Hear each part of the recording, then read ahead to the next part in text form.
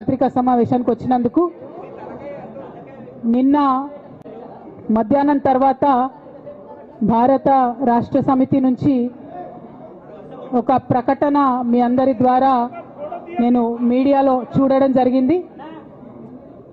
మరి బీఆర్ఎస్ నుండి వచ్చినటువంటి ఈ ప్రకటనలో పార్టీ ఎమ్మెల్సీ శ్రీమతి కె కవిత ఇటీవలి కాలంలో ప్రవర్తిస్తున్న తీరుతెన్నులు, కొనసాగిస్తున్న పార్టీ వ్యతిరేక కార్యకలాపాలు బీఆర్ఎస్ పార్టీకి నష్టం కలిగించే రీతిలో ఉన్నందున పార్టీ అధిష్టానం ఈ విషయాన్ని తీవ్రంగా పరిగణిస్తున్నది.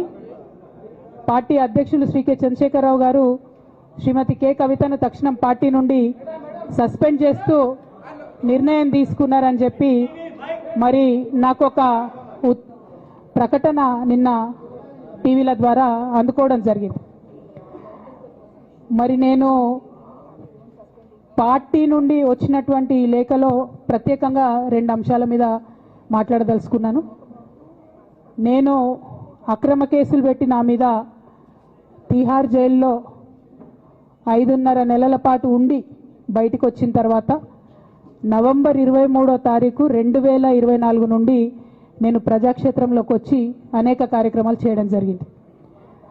మరి నేను చేసినటువంటి పనులలో మొట్టమొదటిది ఒక బిడ్డ హాస్టల్లో చనిపోతే ఆమెను విజిట్ చేసి, అట్లానే గురుకులాల్లో జరుగుతున్నటువంటి అన్యాయాల మీద మొట్టమొదటి కార్యక్రమం తీసుకొని నేను మాట్లాడినా. ఆ తర్వాత బీసీలకు జరుగుతున్నటువంటి అన్యాయం, కాంగ్రెస్ పార్టీ మేనిఫెస్టోలో ఇచ్చినటువంటి 42% హామీ కోసము పెద్ద ఎత్తున నేను పనిచేయడం జరిగింది. అట్లానే మహిళలకు 2500 ఇవ్వాలని చెప్పి పోస్ట్ కార్డు ఉద్యమాన్ని నేను చేపట్టడం జరిగింది. పెద్దవాళ్లకు పెన్షన్లు పెంచాలని నేను ఉద్యమాలు చేయడం జరిగింది. తెలంగాణ తల్లి స్వరూపాన్ని మారిస్తే అట్లెట్లా మారుస్తారని రౌండ్ టేబుల్ సమావేశం పెట్టినాం. బనకచర్లు అక్కడ కడుతున్నారంటే దాని మీద రౌండ్ టేబుల్ సమావేశం పెట్టినాం. ఓవరాల్గా తెలంగాణ ప్రాజెక్టులు, అందుబాటులో ఉన్నటువంటి నీళ్లు, వీటన్నిటి మీద కూడా రౌండ్ టేబుల్ పెట్టినాం.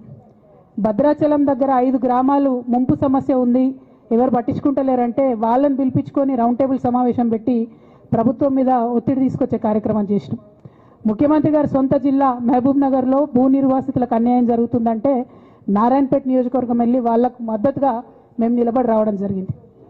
అట్లానే 47 నియోజకవర్గాలలో బీఆర్ఎస్ కండువా బాజాప్తా కప్పుకొని, గులాబీ కండువా బాజాప్తా కప్పుకొని ఎక్కడికి పోతే అక్కడ రావుల చంద్రశేఖర్ రెడ్డి గారిని రిక్వెస్ట్ చేసి భవన్ నుంచి అక్కడ ఉండేటటువంటి బీఆర్ఎస్ నాయకులకు అఫీషియల్ కమ్యూనికేషన్ చేపించి ప్రతి ఒక్క బీఆర్ఎస్ నాయకులకు, కార్యకర్తలకు మాట్లాడి ఆయా పర్యటనలకు వెళ్ళినప్పుడు అందరినీ కలుపుకొని బాజాప్తా గులాబీ కండువా వేసుకొని 47 నియోజకవర్గాలు నవంబర్ 23, 2024 నుండి ఈ రోజు వరకు నేను పర్యటన చేసి అనేక ప్రజా సమస్యల మీద మాట్లాడడం జరిగింది.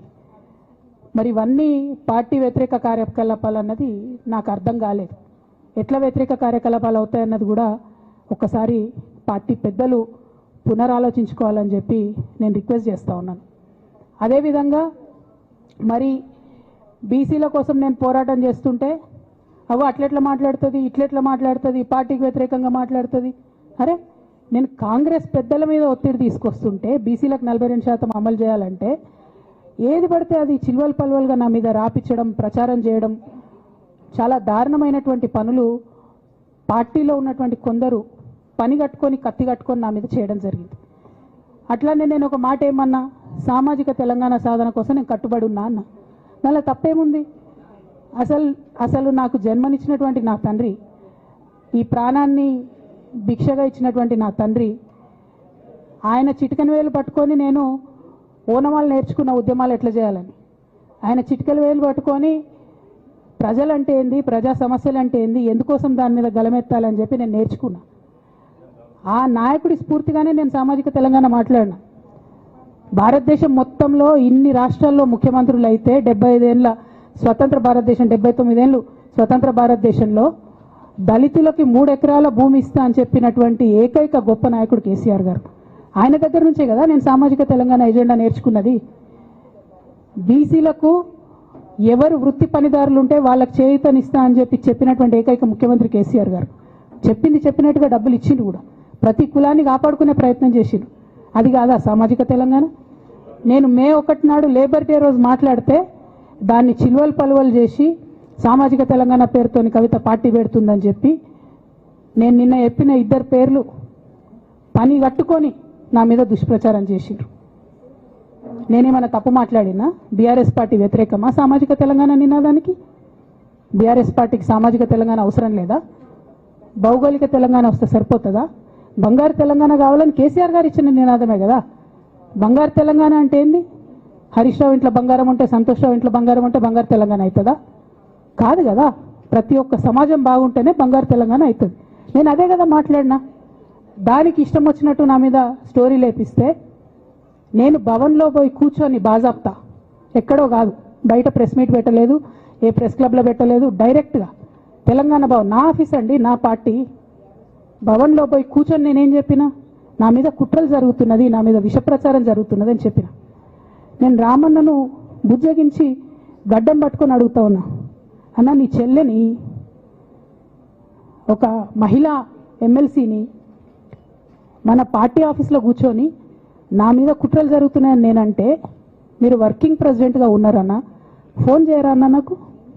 ఏమైంది బేటా, ఎందుకు బాధపడుతున్నావు అని ఫోన్ చేయరా? ఇది ఎప్పుడు జరిగిన ఇన్సిడెంటు? లేక లీక్ కాకముందు, నేను నా కొడుకు గ్రాడ్యుయేషన్కి అమెరికా పోకముందు, అంతకుముందే. మరి మీరు వర్కింగ్ ప్రెసిడెంట్ కదన్నా, నేను పార్టీ ఎమ్మెల్సీని కదా. చెల్లెలు అన్న బంధుత్వాలు పక్కన పెడదాం ఒక్క నిమిషం. ప్రొఫెషనల్ సెటప్లో ఒక పొలిటికల్ పార్టీలో ఒక మహిళా ఎమ్మెల్సీ భవన్లో కూర్చొని నా మీద కుట్రలు జరుగుతున్నాయంటే మీరు మాట్లాడినరా అన్న? 103 రోజులు అయిపోయిందన్న ఇయ్యాలటికి, ఒక్క మాట మాట్లాడినరా? కేసీఆర్ గారు దగ్గర నుంచి కమ్యూనికేషన్ రావాలని నేను ఎక్స్పెక్ట్ చేయలే. వారు పెద్దవారు, వారికి అనేకమైన పనులు ఉంటాయి. మొత్తం పార్టీని ఇప్పుడు పునర్నిర్మించుకోవాల్సిన అవసరం ఉంది. తెలంగాణకు జరుగుతున్నటువంటి అన్యాయాన్ని వారు ఎప్పటికప్పుడు దిశానిర్దేశం చేయాల్సిన అవసరం ఉంది. కానీ వర్కింగ్ ప్రెసిడెంట్ గారి దగ్గర నుంచి ఫోన్ రాకపోవడం మాత్రం ఒక మాట అనిపించింది నాకు. నేను కేసీఆర్ గారి బిడ్డను, నేను కూర్చొని ప్రెస్ మీట్ పెడితేనే రెస్పాన్స్ రాలేదంటే మరి ఇంకో మామూలు మహిళా కార్యకర్తకు బీఆర్ఎస్ పార్టీలో మన అన్యాయం జరిగితే రెస్పాన్స్ వస్తుందా? నాకైతే అనిపించలేదు. వస్తుందేమో నాకు తెలియదు. కానీ నేను ఒక మాటకు నాకు సంతోషం అనిపించింది. నాకు నోటీస్ రాగానే అక్కడ మహిళా ఎమ్మెల్సీలు కూర్చొని, మహిళలందరినీ కూర్చొని, ఫస్ట్ టైం అనుకుంటా భవన్లో 5 మహిళలు కూర్చొని ఇండిపెండెంట్గా ప్రెస్ మీట్ మాట్లాడింది. చాలా సంతోషం. ఇటువంటి అంతర్గత ప్రజాస్వామ్యం రావాలనే నేను కోరుకున్నా. మహిళలకు, ఎస్సీలకు, ఎస్టీలకు, బహుజనులకు కోటరీల అడ్డంకులు లేకుండా యాక్సెస్ రావాలి. అది మైక్కి యాక్సెస్ రావాలి, బాస్కి యాక్సెస్ రావాలనే నేను అనుకున్నా. అది జరిగింది, చాలా సంతోషం. దాన్ని సస్పెండ్ చేసినాక అయినా పర్లేదు, కానీ జరిగింది. నిన్న మహిళలందరూ కూర్చొని మాట్లాడి నేనేమంటున్నా అంటే, కేసీఆర్ గారు, కేటీఆర్ గారు, నేను, మా కుటుంబం, మాది రక్త సంబంధం. పదవులు పోతేనో, పార్టీలకు వెళ్ళి సస్పెండ్ చేస్తేనో పోయేటటువంటి బంధం కాదు. కానీ ఎవరైతే వెస్టెడ్ ఇంట్రెస్ట్ ఉన్న పార్టీలు ఉంటారో, పార్టీలో ఉండి కేవలం డబ్బు సంపాదించుకోవాలనేటటువంటి ఒక ఆలోచనతో, వ్యక్తిగత లబ్ధి పొందాలనేటటువంటి ఆలోచనతో ఉన్నటువంటి వ్యక్తులు, వాళ్ళకి కావాల్సింది ఏంది? మేము ముగ్గురం కలిసి ఉండొద్దు, మా కుటుంబం బాగుండొద్దు, మా కుటుంబం విచ్ఛిన్నమైతేనే వాళ్ళకి అధికారం వస్తుంది. దాంట్లో భాగంగా ఇవాళ మొదటి స్టెప్పు నన్ను బయటేసిరు పార్టీలకు వెళ్ళి. అది ఇక్కడితో ఆగదు. నేను గౌరవనీయులు పెద్దలు దైవ సమానులు కేసీఆర్ గారిని విజ్ఞప్తి చేస్తా ఉన్నా, మీకు ఒక సూచన చేస్తా ఉన్నా. దయచేసి మీ చుట్టూ ఏం జరుగుతున్నదో ఒకసారి చూసుకోండి నాన్న. నన్ను ఇవాళ బయటకు పంపొచ్చు, నేను మీలాగా స్ట్రేట్ ఫార్వర్డ్ ఉంటా, నిజాలు మాట్లాడతా.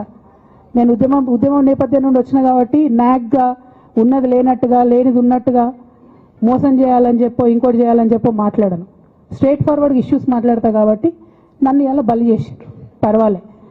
కానీ రేపటి నాడు ఇదే ప్రమాదం రామన్నకు కూడా పొంచుంది, రేపటి నాడు ఇదే ప్రమాదం మీకు కూడా పొంచుంది. అల్టిమేట్గా బీఆర్ఎస్ పార్టీని హస్తగతం చేసుకోవడానికి జరుగుతున్నటువంటి కుట్రలో భాగంగానే ఇవాళ నన్ను ఎలిమినేట్ చేయడం జరిగింది. నేను ఇవాళ ఓపెన్గా అడుగుతా ఉన్నాను, హరీష్ రావు గారికి నేను సూటి ప్రశ్న వేస్తున్నా, ఈ రాష్ట్ర ముఖ్యమంత్రి రేవంత్ రెడ్డి గారికి కూడా నేను సూటి ప్రశ్న వేస్తున్నా. నా మీద కుట్రలు ఎప్పటి నుండి ప్రారంభమైనాయి? ఎప్పుడైతే హరీష్ రావు గారు, రేవంత్ రెడ్డి గారు ఒకే ఫ్లైట్లో హైదరాబాద్ నుండి ఢిల్లీకో, ఢిల్లీ నుండి హైదరాబాద్లో ఒకే ఫ్లైట్లో వాళ్ళిద్దరు ప్రయాణం చేసి వచ్చినప్పుడు హరీష్ రావు గారు రేవంత్ రెడ్డి గారు కాళ్ళు పట్టుకొని సరెండర్ అయినాక ఈ కుట్రలు స్టార్ట్ అయినాయి, నా మీద ఈ స్టోరీలు స్టార్ట్ అయినాయి, మా కుటుంబాన్ని విడగొట్టాలనేటటువంటి కుట్ర స్టార్ట్ అయింది. నేను ఛాలెంజ్ చేస్తా ఉన్నా, రేవంత్ రెడ్డి గారు మీరు చెప్పండి, ఆ ప్రయాణం జరిగిందా జరగలేదా? హరీష్ రావు గారు మీరు చెప్పండి, ఒకే ఫ్లైట్లో మీరు రేవంత్ రెడ్డి గారితో కలిసి వచ్చిండ్రా రాలేదా? ఆ తర్వాత నుండే నా మీద ఈ కుట్రలు జరుగుతున్నాయా లేదా? సరెండర్ అయింది మీరు. ప్రతి ఒక్క విషయంలో దాదాపు ఒక 7-8 ఇష్యూస్ ఉన్న ఇన్సిడెంట్స్ ఉన్నాయండి. అఫీషియల్ పిఆర్ఓ ట్వీట్ చేస్తాడు, Congress party official PRO tweet చేస్తాడు, ముఖ్యమంత్రి గారు పిఆర్ఓ, ఈ పాల వ్యాపారంలో అవినీతి జరిగిందని. తెల్లారి 2-3 పేపర్లలో వస్తుంది, 3వ రోజుకి మాయమైపోతుంది. అదే కేటీఆర్ గారినేమో 3 సార్లు విచారణ పేరుతో పిలిచి వేధిస్తారు. అంటే కేసీఆర్ కుటుంబం నికార్స్గా బరిగీసుకొని కాంగ్రెస్ పార్టీతో రేవంత్ రెడ్డితో కొట్లాడుతున్నాం కాబట్టి మా మీదనేమో కుట్రలు జరుగుతాయి, మా మీదనేమో కేసులు పెడతారు. మీ మాత్రం 1 or 2 days హెడ్లైన్స్ వస్తే తర్వాత న్యూస్ గాయబవుతుంది. ఎన్ని జరగలే చెప్పండి హరీష్ రావు గారి విషయంలో? ఫస్ట్ పాల వ్యాపారం మీద ఏమొచ్చినాయి ఆరోపణలు? ఆనాడు బీఆర్ఎస్ పార్టీ గవర్నమెంట్లో SC ST BC హాస్టళ్లకు Harish Rao గారి పాల వ్యాపారం నుంచి పాలు సప్లై చేసిరనే ఆరోపణలు అయోధ్య రెడ్డి గారు ట్వీట్ చేసిరు. గతం 2 రోజులు పోయింది ఆరోపణ. ఎందుకు? సరెండర్. నెక్స్ట్ ఒక అభియోగం చేసిరు ముఖ్యమంత్రి గారు, రంగనాయక్ సాగర్ దగ్గర ఆయన ఫామ్ హౌస్ ఉంది, అది ప్రభుత్వ భూమి, కబ్జా చేసిండని. 1 day headline, 3rd day news గాయబ్. No case nothing. కేటీఆర్ పరిస్థితి ఏంటి? ఎన్ని కేసులు పెట్టిరు కేటీఆర్ అన్న మీద? ఎన్నిసార్లు పిలిచిండు విచారణకు? ఇవన్నీ పక్కన పెడదాం, నిన్నటి లేటెస్ట్ ఇష్యూ మాట్లాడదాం. కాళేశ్వరం కానీ ఇంకోటి కానీ ఏ ప్రభుత్వంలో అయినా పొలిటికల్ పాలసీ చేసేవాళ్ళు, విధానపరమైన నిర్ణయాలు తీసుకునే వాళ్ళు ముఖ్యమంత్రులు ఉంటారు. కింద ఉన్నటువంటి మంత్రులు దాన్ని ఎగ్జిక్యూట్ చేయాలి. కేసీఆర్ గారు ఒక పాలసీ డెసిషన్ తీసుకున్నారు, నేను కాళేశ్వరం ప్రాజెక్టు కడతా, దానికి ఇన్ని డబ్బులు ఇస్తా అని. ఆనాడు మంత్రి ఎవరు? ఎగ్జిక్యూషన్ చేయాల్సింది ఎవరు? 2014 నుంచి 2018 వరకు తుమ్మిడిహెట్టి దగ్గర నుంచి మేడిగడ్డకు స్థలం మార్చినప్పుడు మంత్రి ఎవరు? ప్రాజెక్టులు డిసైడ్ చేసినప్పుడు మంత్రి ఎవరు? అన్ని మీటింగ్లు టెక్నికల్ ఇష్యూస్ చూసుకోవాల్సింది ఎవరు? ఇవన్నీ రేవంత్ రెడ్డి గారు మాట్లాడారు. నేను మొత్తం అసెంబ్లీ స్పీచ్ చూడరు మీరు, వీళ్ళ మ్యాచ్ ఫిక్సింగ్ అనేది మీకు తెలిసిపోతుంది. ఏం మాట్లాడరు ఆయన. ఎంతసేపు కేసీఆర్ కాళేశ్వరం కట్టిండు, కేసీఆర్ కుటుంబం 1,00,000 కోట్లు తిన్నది. అరే 2007 నుంచి ఇప్పటివరకు కాళేశ్వరం 1,00,000 కోట్లు కూడా ఖర్చు కాలే. 1,00,000 కోట్లు ఖర్చు కాని ప్రాజెక్టులో 40 లక్షల ఎకరాలకు నీళ్ళియంగా కూడా 1,00,000 కోట్ల అవినీతి అయింది అంటారు రేవంత్ రెడ్డి గారు. దాన్ని మళ్ళీ ఓన్లీ కేసీఆర్ గారి గురించి చెప్తారు, హరీష్ రావు గారి గురించి మాట్లాడరు. ఎందుకంటే ఇంటర్నల్ అండర్స్టాండింగ్ ఉంది వీళ్ళిద్దరికి. నేను రామన్నను ఒకటే రిక్వెస్ట్ చేస్తున్నా, అన్న ఇవాళ మీతో బాగున్నట్టు వాళ్ళు నటించవచ్చు, హరీష్ అన్న కావచ్చు, సంతన్న కావచ్చు, కానీ వాళ్ళు మన మంచి కోరుకునే వాళ్ళు కాదు, వాళ్ళు తెలంగాణ ప్రజల మంచి కోరుకునే వాళ్ళు కాదు, వాళ్ళు కేసీఆర్ గారి మంచి కోరుకునే వాళ్ళు కాదు. వాళ్ళను మీరు దూరం పెట్టి రాజకీయంగా తెలంగాణ రాష్ట్ర సమితిలో ఇప్పుడు బీఆర్ఎస్లో పనిచేస్తున్నటువంటి హార్డ్ కోర్ కార్యకర్తలను దగ్గరికి తీసుకొని ప్రజా ఉద్యమాలు తీసుకొని ప్రజల దగ్గరికి పోతేనే మన పార్టీ బతుకుంటుంది, నాన్న పేరు బాగుంటుంది. ఇవాళ నాన్నకు సిబిఐ అనేటటువంటిది వచ్చిందంటే అది కేవలం హరీష్ రావు గారు, సంతోష్ రావు గారి అవినీతి వల్లనే వచ్చిందని మళ్ళొకసారి నేను గంటాపదంగా చెప్తున్నాను. ఇంకా గమ్మత్ ఏంటంటే ఇదే హరీష్ రావు గారు వాళ్ళ ఫాలోవర్స్ అంతా నిన్నటి నుంచి చెప్తున్నారు, హరీష్ అన్న చాలా కష్టపడ్డాడు, డే 1 నుంచి ఉన్నాడు అని. డే 1 నుంచి లేడండి. చాలామంది రిపోర్టర్లకు తెలుసు, సీనియర్ రిపోర్టర్లకు డే 1 నుంచి లేదు. పెద్దసారు టీడీపీ నుంచి బయటకు వస్తుంటే మామయ్య మనకెందుకు, డిప్యూటీ సీఎం మనం ఎందుకు రాజీనామా చేయాలి, ఈ ఉద్యమం ఏమవుతుందో, ఈ పార్టీ ఏమవుతుందో మనకు రిస్క్ ఎందుకని ఆనాడు ఈనాడు పేపర్లు వచ్చింది. 1,50,00,000 రూపాయలు తీసుకొని వ్యాపారం చేసుకుందామని హరీష్ రావు గారు ఎక్కడికో పోయిందని కూడా వచ్చింది. కటింగ్ కోసం దొరికినప్పుడు ఎప్పుడో ట్వీట్ చేస్తుందని. నేను బీఆర్ఎస్ పార్టీ ఆనాడు టీఆర్ఎస్ పార్టీ పెట్టినాక 9-10 నెలల తర్వాత వచ్చిన హరీష్ రావు గారు డే 1 నుంచి లేరు. నమ్మకం లేకుండా ఆయన పార్టీ నిలబడుతుందో ఉంటుందో పోతుందో అని. ఓకే అయిపోయింది, రాగానే సారు పెద్ద హృదయం కాబట్టి క్షమించిరు, దగ్గర తీసుకున్నారు, ఎమ్మెల్యే కాకముందే మంత్రి ఇచ్చిర్రు, అన్ని రకాలుగా ఆదరించిరు, అన్నీ చేసిండ్రు. ఎప్పుడైతే పార్టీకి ఒక్క క్షణం చెడ్డ పేరు వచ్చిందో ఎక్కడ పోయిండండి ఈయన? చక్కగా పోయి వైఎస్ రాజశేఖర రెడ్డిని కలవలే? మీ అందరికి గుర్తులేదు ఆ ఫోటో? సీనియర్ నాయకులందరికీ బాగా మాట్లాడతారు, అన్ని దగ్గర ఉన్నా, నేనే ఉన్నా, నేను ఎక్కడ లేను. నిన్న పాపం చాలా మంది ఈ కొత్త సోషల్ మీడియా పిల్లలు ఉన్నట్టు వాళ్ళకి హిస్టరీ తెలియదు అనుకుంటా, అందుకే చెప్తున్నా ఇవాళ. అదేవిధంగా నేను పెద్ద ట్రబుల్ షూటర్ అంటారు. ట్రబుల్ షూటర్ కాదు, ఈజ్ ఎ బబుల్ షూటర్. ఆయన ఏంటంటే ట్రబుల్ ఆయన్నే క్రియేట్ చేస్తాడు. చేసి నేనే సాల్వ్ చేసినట్టు నటిస్తాడు. నేను లేటెస్ట్ ఎగ్జాంపుల్ చెప్తా పట్టురు. నేను మొన్న దాసోజు శ్రవణ్ అన్న ఎలక్షన్ ఎమ్మెల్సీ ఎన్నికలలో బీఆర్ఎస్ పార్టీ డిసైడెడ్ ఒకటే క్యాండిడేట్ని పెడదామని. కానీ హరీష్ రావు గారు ఇంటర్నల్గా బీజేపీ వాళ్ళతో మాట్లాడుకొని ఏం చెప్తారంటే, మీ దగ్గర నుంచి ఒక క్యాండిడేట్ని ఇవ్వండి, నేను మామయ్యని కన్విన్స్ చేసి రెండో క్యాండిడేట్కి పెట్టిస్తా అంటే he wants to create a trouble. ఈ క్రైసిస్లో ఆల్రెడీ మన పార్టీలోకి వెళ్ళి 10 మంది ఎమ్మెల్యేలు వెళ్ళిపోయినాక 38 మందిలో 10 మంది పోయినాక నువ్వు ఇంకో సెకండ్ క్యాండిడేట్ని పెడితే ఎంత కన్ఫ్యూజన్ అవుతుంది? ఎవరెవరు ఎటెట్ ఓట్లు వేస్తారు? అంటే హార్స్ ట్రేడింగ్కి ఈయన ట్రబుల్ షూటర్ గారు ట్రబుల్ని ఓపెన్ చేస్తారు అన్నట్టు. నాకెందుకో లక్కీగా ఒక బీజేపీ ఎమ్మెల్యే గారు ఫోన్ చేసి, అక్క మరి పెద్దసారి పర్మిషన్ ఉందా హరీష్ అని ఇట్లా అంటున్నారంటే, నేను డైరెక్ట్గా పెద్దసారికే ఫోన్ చేసి నాన్న మరి ఇట్లా అంటున్నారు, మనం సెకండ్ క్యాండిడేట్కి పర్మిషన్ ఇస్తారంటే, nothing doing, only Shravan will get elected, ఎవరు చెప్పారు మీకు అన్నారు. అంటే నేను ఆ విషయం వెంటనే అటువైపు కన్వే చేసిన, లేదండి మాకు అట్లాంటి ఆలోచన లేదు.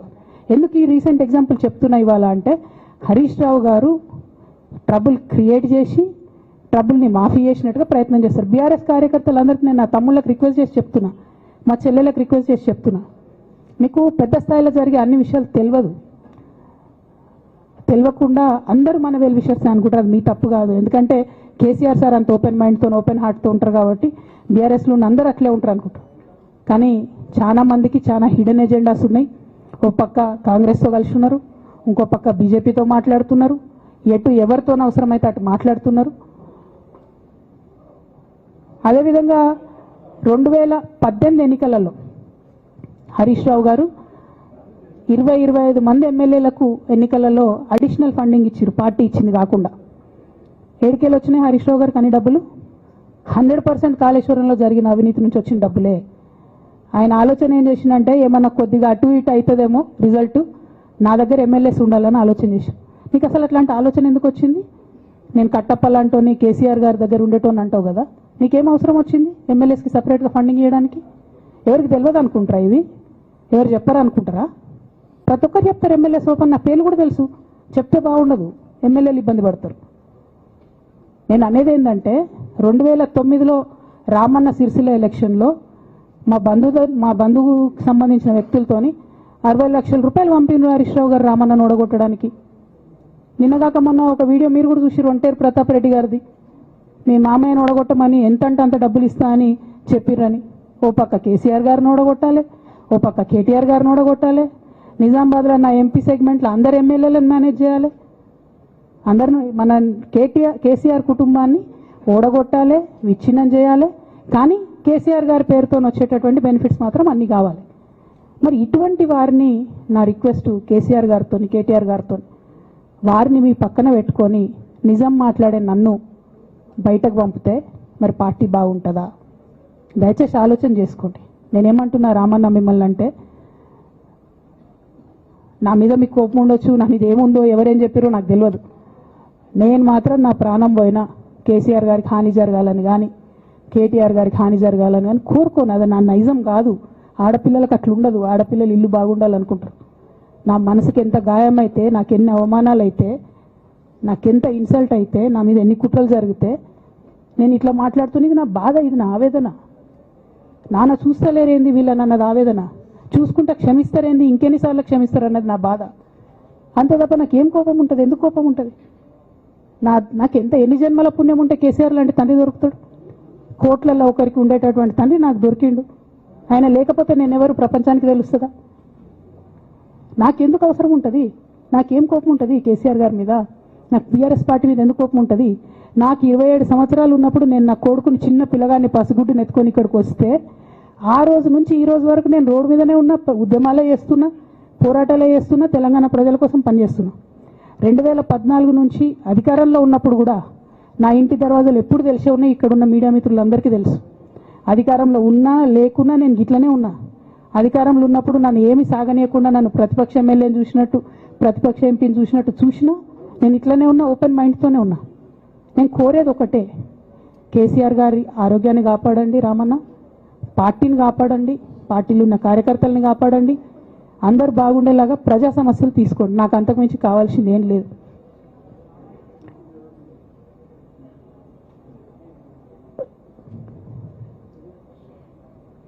కానీ మొన్న అసెంబ్లీలో అర్ధరాత్రి దాకా పెట్టి రేవంత్ రెడ్డి గారు కేసీఆర్ గారిని తిడుతుంటే దయ్యాలు వేదాలు వాళ్ళు ఇస్తున్నట్టు అనిపించింది నాకైతే. దానికి ఈయన హీరోలాగా ఎదుర్కొన్నాడు, ఈయన 6 అడుగుల బుల్లెట్ అని పార్టీ అంతా ట్వీట్ చేస్తే, మరి 6 అడుగుల బుల్లెట్ ఎవరికి గాయం చేస్తుంది? ఎండ్ ఆఫ్ ద డే ఇవాళ అయితే నన్ను గాయపరిచింది, రేపు రామన్నను గాయపరుస్తారో కేసీఆర్ని గాయపరుస్తారో. జాగ్రత్తగా ఉండండి రామన్న, నేను చెప్పేది ఏం లేదు, జాగ్రత్తగా ఉండండి, కేర్ఫుల్గా ఉండండి. అట్ ద సేమ్ టైం ఈ హరీష్ రావు గారి కారణంగా గమ్మత్ ఏముంటుందంటే, ఒకసారి హంపీకి పోతారు వీళ్ళందరూ, మీ అందరికీ తెలుసు ఆ స్టోరీ. హంపీకి పోయి పాటలు పాడుకుంటారు, మొత్తము చాలా మంది కలిసి కేసీఆర్ గారిని చాలా అవమానకరంగా మాట్లాడతారు, ఒక పార్టీని వెనుపోటు పడదామని డిజైన్ చేశారు. ఇదంతా వీరికి తెలుసు, హరీష్ రావు గారికి తెలుసు. నేను ఆ రోజు సాక్ష్యం ఉన్న హరీష్ అన్న వచ్చి లిటరల్లీ రామన్న చేతులు పట్టుకొని, అరే మామయ్యకి ఎప్పుడా సింక్ ఆర్ సేల్, నేను మామయ్యతోనే ఉంటా అని చెప్పి అక్కడ మాట్లాడుకున్న వాళ్ళందరినీ పెద్దసారి దగ్గర అవుట్ చేసిండి. ఆ తర్వాత పర్యవసానంలో ఈటల రాజేంద్ర అన్న బయటికి వెళ్ళడం. ఈ మహానుభావుడు వల్ల జగ్గారెడ్డి దగ్గర నుంచి మొదలు పెడితే, చెరుకు శ్రీనివాసరెడ్డి ముత్యంరెడ్డి అన్న కొడుకు దగ్గర నుంచి మొదలు పెడితే, రఘునందన్ రావు గారు, మైనంపల్లి గారు, విజయశాంతి గారు, విజయరామారావు గారు, ఆయన పాత పెద్ద ఆయన ఉండే ఈటల రాజేందర్ గారు, వీళ్ళందరూ పార్టీలోకి వెళ్ళి పోయినారు కదా, పోలేదా? ఇవన్నీ హరీషన్న చేసినాయి కదా. ఆనాడు దుబ్బాక ఉప ఎన్నిక ఎందుకు ఓడిపోయినాం? దుబ్బాక ప్రజలకు ఇప్పటికి కూడా గుర్తుంటుంది. వాళ్ళందరూ ఒకటే మాట చెప్తారు, ఈయన సిద్దిపేటకు తప్ప రూపాయి రానియాడు దుబ్బాకకు, ఈయన వచ్చి ప్రచారం చేసిండు కాబట్టి మేము ఓటేయాలని ఓపెన్గా చెప్పారు ఆనాడు ఎన్నికలలో. దానికి ఏం రాపించుకుంటాడు ఈయన పేపర్లల్లో? ఒంటరి పోరాటం చేసి ఓడిన హరీష్ రావు. అసలు ఓడిపోయిందే మీ వల్ల కదా. మీరు మీడియా మేనేజ్మెంట్లో సూపర్, అలా డౌట్ ఏం లేదు. రామన్న యూట్యూబ్లు మేనేజ్ చేసి, నా మెయిన్ స్ట్రీమ్ మీడియా మేనేజ్ చేస్తాడు అంతే, అంతకుమించి వేరే ఏం లేదు. నేను రామన్నని రిక్వెస్ట్ చేస్తున్నా, మీరు కూడా ఆ స్కిల్ నేర్చుకోండి అన్న. అట్లనే ఈటల రాజేందర్ గారు ఉప ఎన్నిక దగ్గరుండి హరీష్ అన్న గెలిపిలేదా అండి ఈటల రాజేందర్ని? ఆనాడు పీసీసీ అధ్యక్షుడిగా ఉండి రేవంత్ రెడ్డి గారు ఏమంటారు, కాంగ్రెస్ పార్టీ ఓడిపోతుంది ఇడా అని చెప్పారు. ఆయన ముందే డిక్లేర్ చేసిండు, ముందే చేతులు ఎత్తేసిండు. హరీష్ అన్న ఆడ పోయి కూర్చొని మరి ఈటల రాజేందర్ అన్నని గెలిపించొచ్చిండు. ఈ బంధం రేవంత్ రెడ్డి గారిది హరీష్ రావు గారిది అప్పటి నుంచి కొనసాగుతుంది, కొత్త బంధం ఏం కాదు ఇది. నేను కేసీఆర్ గారిని పెద్దల్ని రిక్వెస్ట్ చేసేది ఒకటే, ఈయన చేస్తున్న నక్క జిత్తుల్ని దయచేసి గమనించండి. ఇలా నేను బయట పోతా కావచ్చు, నాదేముంది, ఉద్యమంలోకి వెళ్ళి వచ్చినా మళ్ళీ ఉద్యమంలోకే పోతా, నాకు భయం ఏముంటుంది, నాకు ఎన్నడూ పదవుల మీద ఆశ లేదు.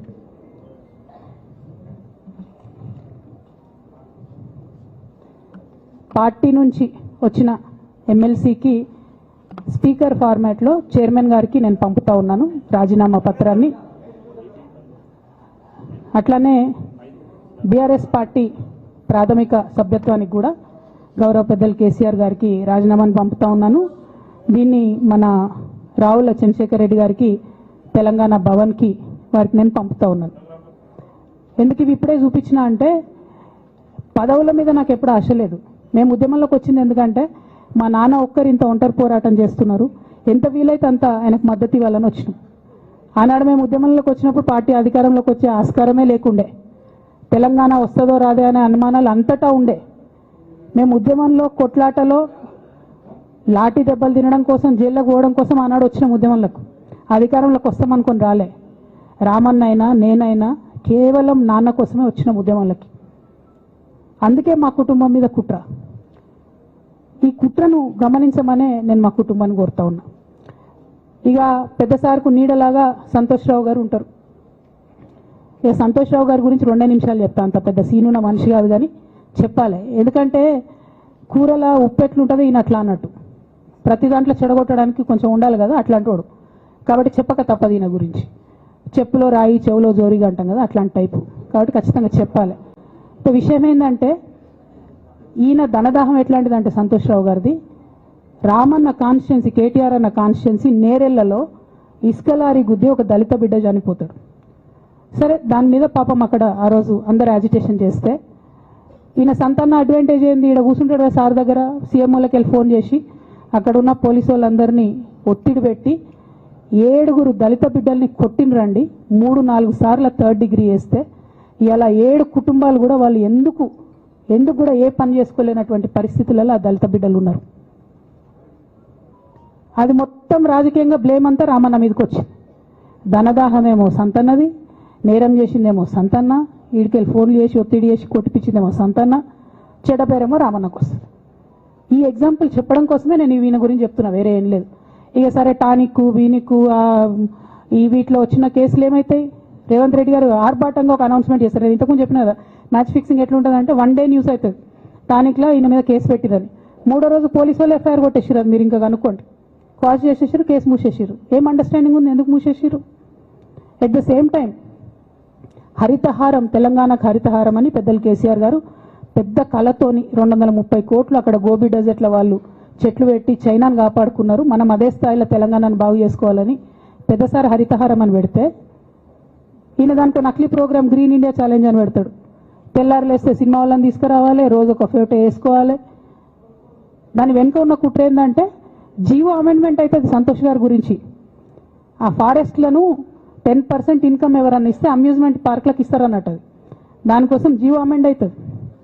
దానికి ప్రభాస్ గారిని, చిరంజీవి గారిని, అనేక మంది సినిమా స్టార్లను మోసం చేసి వాళ్ళని తీసుకుపోయి వాళ్ళతో ఫోటోలకు పోజులు ఇప్పించి ఫారెస్ట్లను కొట్టేయాలని ప్లాన్ అయినది. ఇక ఈయనకి 2-3 మనుషులు ఉంటారు సంతనకి. ఆయన పోచంపల్లి శ్రీనివాస్ రెడ్డి అని ఎమ్మెల్యే. ఇది నాకు విషయం ఎవరు చెప్పారంటే మన పల్లరాజేశ్వర రెడ్డి అన్ననే చెప్పిండు. మీకు ఏమైనా డౌట్లు ఉంటే ఆయన అడగొచ్చు. ఈ పోచంపల్లి శ్రీనివాస్ రెడ్డి అనేట ఆయన వరికోల్ అనే ఊరు, సామాన్య కుటుంబం, మధ్యతరగతి కుటుంబం. ఇవాళ అక్కడ ఆయన శ్రీమంతుడు అని పిలుస్తారు పోచంపల్లి శ్రీనివాస్ రెడ్డి గారిని. ఇక్కడ నాకు పల్లరాజేశ్వర రెడ్డి గారు చెప్పిన సమాచారం ప్రకారం మోకిల్లాలో mega Srinivas Reddy, mega company ఉంది కదా, ఈ కాళేశ్వరంలో అవినీతి చేసిన mega company plus Pochampally Srinivas Reddy garu కలిసి 750 కోట్ల విల్లా ప్రాజెక్ట్ చేస్తున్నారు మోకిల్లాల. ఏడుకేళ్ళు వచ్చినాయి అవి? అవినీతి డబ్బులు కాదా? ఎట్లా వస్తాయి?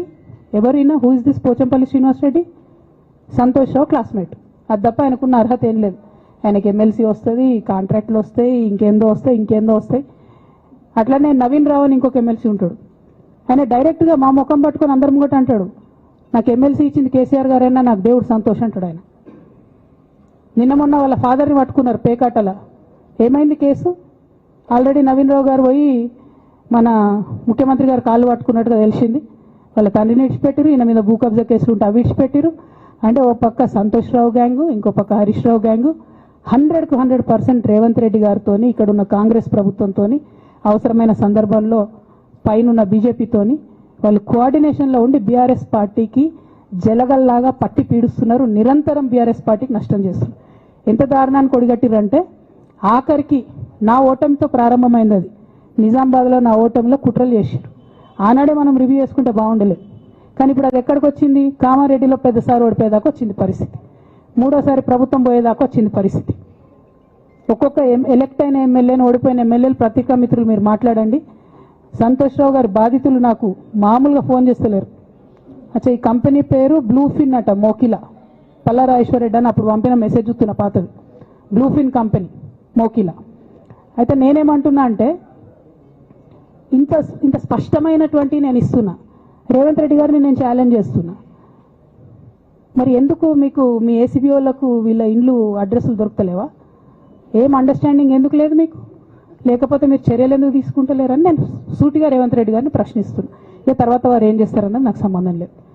ఇక నేను మాత్రం పర్టికులర్గా మళ్ళీ ఒకసారి నా బీఆర్ఎస్ పార్టీ కుటుంబ సభ్యులందరికీ, మా సొంత కుటుంబ సభ్యులకు కూడా రిక్వెస్ట్ చేస్తున్నది ఏంటంటే, నాకు 27 సంవత్సరాలు ఉన్నప్పుడు నేను రాజకీయాల్లోకి వచ్చిన, తెలంగాణ ఉద్యమం కోసం వచ్చిన. ఇవాళ నాకు 47 సంవత్సరాలు. అంటే నా 20 సంవత్సరాల జీవితం అంతా కూడా నేను బీఆర్ఎస్ పార్టీ కోసం, కేసీఆర్ గారి కోసం, తెలంగాణ జాగృతి కోసం, తెలంగాణ ప్రజల కోసం, తెలంగాణ ఆడబిడ్డల కోసం నేను గడిపిన. సడన్గా ఇవ్వాలా నీకేం సంబంధం బీఆర్ఎస్తో అని, నువ్వెవరు అని చెప్పి సస్పెన్షన్ ఒకసారికి పంపిస్తే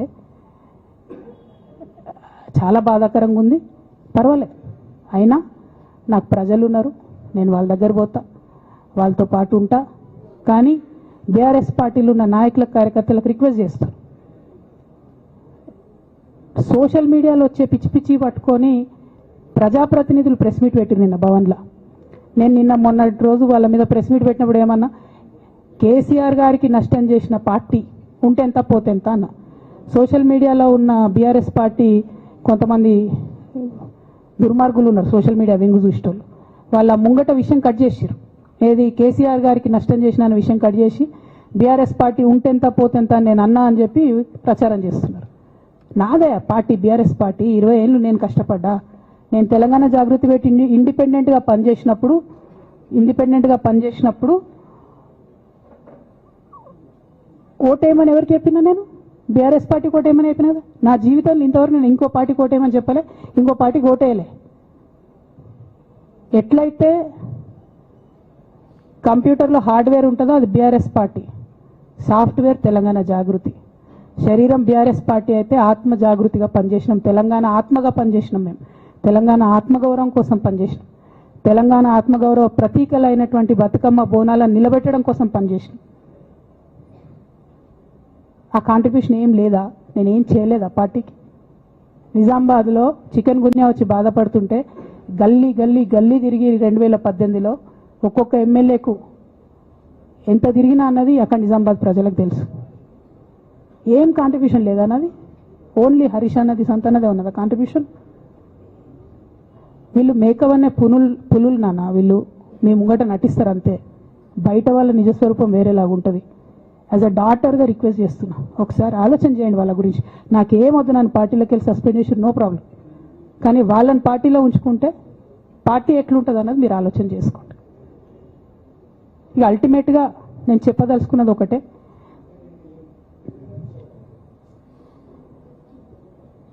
కలికాలం కాబట్టి అబద్ధాలు చెప్పేటోళ్ళది మోసం చేసేటోళ్ళది నడుస్తుంది.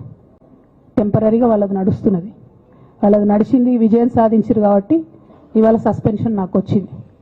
బట్ నేను ఇదివరకు చెప్పినా మళ్ళీ చెప్తున్నా, నేను కర్మ సిద్ధాంతాన్ని నమ్ముతా. ఖచ్చితంగా ఇంతకు ఇంత దేవుడు వాళ్ళకి అనుభవింపజేస్తాడు, అందులో ఏం ఆలోచించాల్సినటువంటి అవసరం లేదు. Thank you. జై తెలంగాణ, జై కేసీఆర్, జై తెలంగాణ, జై కేసీఆర్.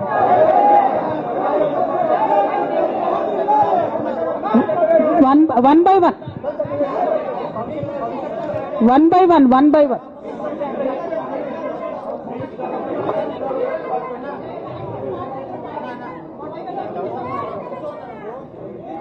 ఒక 1 minute హిందీలో చెప్పేసే అన్న, బయట నేషనల్ మీడియా మిత్రులందరూ అడుగుతున్నారు.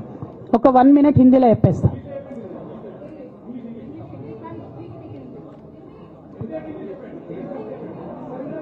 आज